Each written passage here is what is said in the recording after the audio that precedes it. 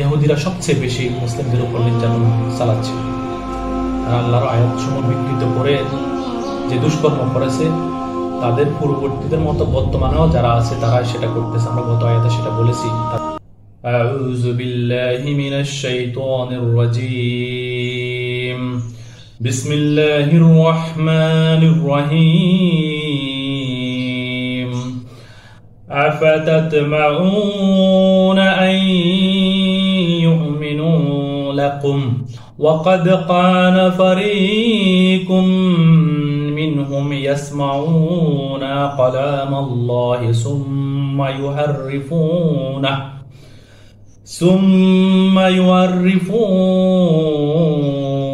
من بعد ما عقلوه وهم يعملون।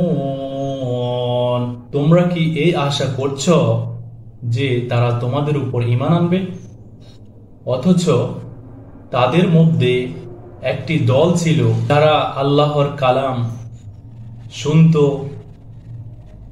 অতঃপর তা বুঝে নিত, তারপর তা তারা বিকৃত করত জেনে বুঝে। সূরা আল বাকারা আয়াত ৭৫। সূরা আল বাকারার ৭৫ নম্বর আয়াতে আল্লাহ তাআলা বলেছেন যে তোমরা কি এখনো আশা করছো তারা তোমাদের উপর ঈমান আনবে?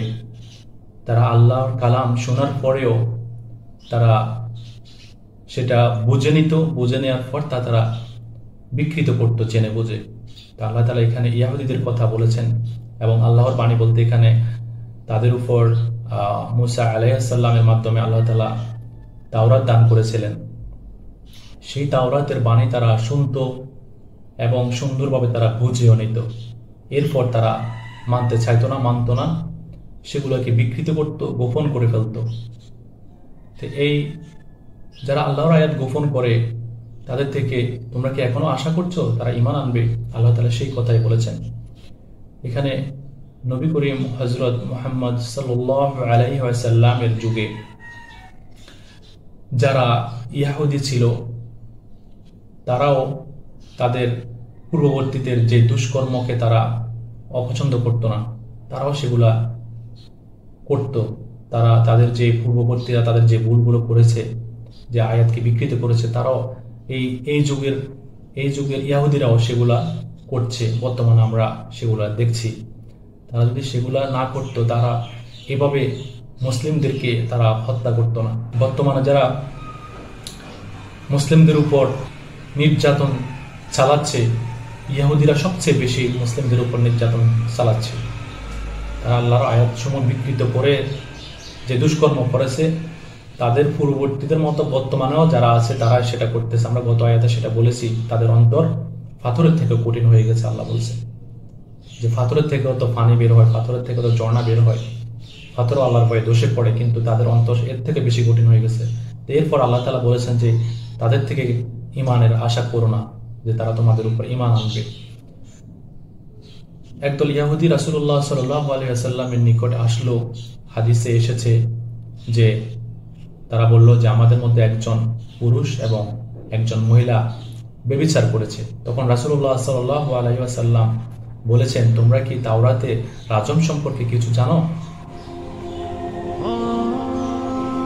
তখন তারা বলল, আমরা তাকে শাস্তি দিয়েছি, তাকে অপমান করেছি, তাকে বেত্রাঘাত করেছি, কিন্তু এই যে রাজম বা ফস্তারাঘাত যে ওখানে আছে সেটা তারা স্বীকার করে নেয়। এরপর হযরত আব্দুল্লাহ ইবনে সালাম তাদেরকে বললেন, তোমরা তো মিথ্যা বলছো, তোমাদের তাওরাত রাজমের কথা উল্লেখ আছে। তখন তারা তাওরাত নিয়ে এসে এটাকে মেরে ধরে তারা রাজমের যে কথাটি আছে সেটাকে হাত দিয়ে দেখে রেখে রাজমের আগে বা রাজমের আগে এবং রাজমের পরে যে কথাগুলো আছে সেগুলো করছে। তখন আব্দুল্লাহ ইবনে সালাম রাদিয়াল্লাহু আনহু বললেন যে তোমার হাত উঠাও। যখন হাত উঠালো তখন দেখলো যে রাজমের আয়াত। তখন তারা বলল, মুহাম্মদ সত্য বলেছেন। তখন তারা এটা বলল।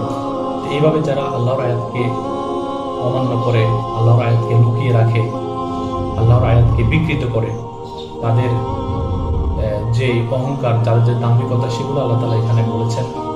এরপরে আমরা যারা উম্মতে মুহাম্মদিয়া যারা আছি বা শেষ নবীর উম্মত যারা আমরা আছি মুসলমানদের মধ্যে, যে তারাও বর্তমানে কিছু বিকৃতির তারাও দুর্ভাগ্যবশত কোরআনের আয়াত বা হাদিসকে তারা বিভিন্নভাবে বিকৃত করার চেষ্টা করছে। বিভিন্ন পড়াশোনায় হোক, বিভিন্ন তাদের ভুল বোঝাবুঝির কারণে হোক তারা করছে, কিন্তু আল্লাহ তাআলা তাদেরকে কখনোই সফল হতে দিবেন না, তারা সফল হবে না।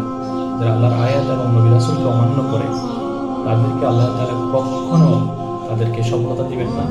তাদের জন্য জাহান্নাম প্রস্তুত রয়েছে, আল্লাহ তাআলা এগুলো ঘোষণা দিয়েছেন।